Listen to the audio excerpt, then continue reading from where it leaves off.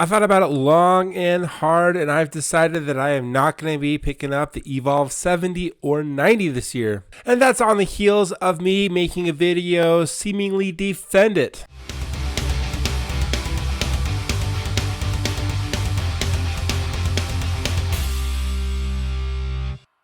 And before I go into my reasoning why I am not going to be getting the Evolve 70 this year, I just want to say that this video I created was not a takedown of Nick Spinelli. If I wanted it to be a takedown, I would have used a more incendiary title. And on this channel, I am more interested in discussing ideas and concepts rather than starting needless YouTube drama. Honestly, I think he did a great job creating his video, just explaining the difference between a two-way and three-way speaker system. And I created my video because I was just so annoyed by people misunderstanding and calling all two-way speakers trash. Throwing the idea out there in the ether that not all two-way systems are made equal. And while there are limitations, you can overcome some of those by adjusting other parts of the system. Some of the performance can be made up in other areas. Judge the speaker, not just the spec sheet. But honestly, guys, don't send that video to him. A million people have sent it to him already. He's seen it. We've chatted about it.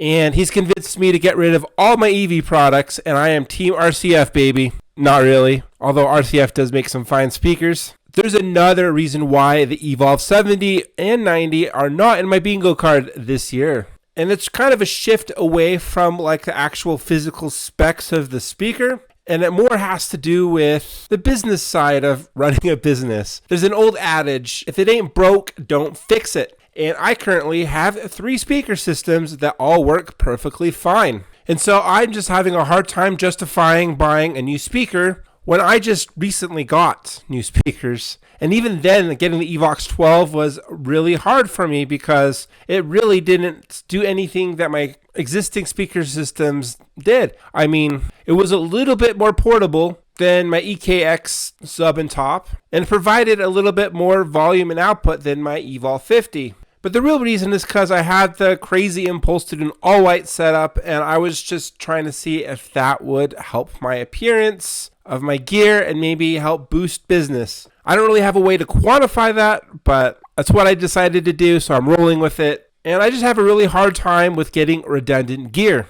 because gear that sits at home loses you money. And a lot of money, time, and effort can be wasted. And gear manufacturers are always going to placate our insatiable need for new gear, for having the latest stuff, for controllers, for speakers, for DJ booths. And I honestly think, if it ain't broke, there's really no need to fix it. And this is not to dissuade anyone from getting the Evolve 70 or 90. I think there's a lot of situations where it's great to upgrade. And I get it. Gear's an investment. I believe in having quality gear. And gear is fun. I'm an enthusiast. I literally have a YouTube channel where I review gear. I just really want to talk about things that I find exciting and play around with gear so that you get a better picture before you buy, so you can be judicious. But you really don't have to buy everything that's featured on this channel. That would be too much. My mother-in-law got me this shirt for Christmas. Thank you.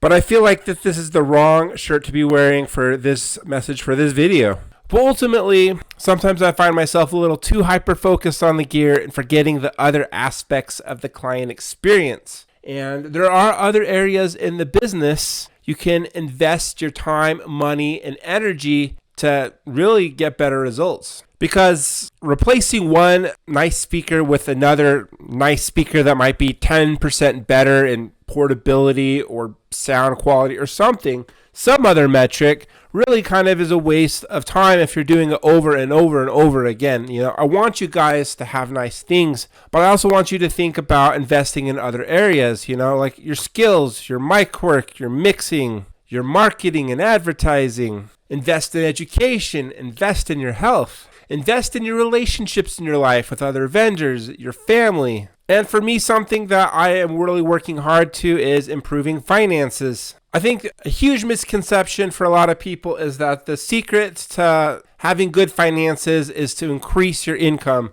But you can always outspend what you earn. And then sometimes you just got to cut expenses and, For me, this year, spending $6,000 on a new set of speakers just doesn't make a lot of sense. As a content creator, that would definitely give me something cool to talk about. But, thinking of content creation as a business as well, the Evolves are going to be extremely popular. There's going to be a lot of videos that come out on these. And, I'm doing my taxes right now. I didn't even make enough money from YouTube AdSense to cover the cost of a set of speakers. And again, I don't want to dissuade anybody from buying these speakers. They look cool. People have told me that they heard them in person and they loved them. People also told me that they loved the KC12s from QSC, and they're excited about Hunter's new booth. The Rain 1 Make 2 has some extra buttons that look really cool in regards to stems. I'm going to be very happy for the people that do get a set of these speakers, and I'm sure it's going to serve them well.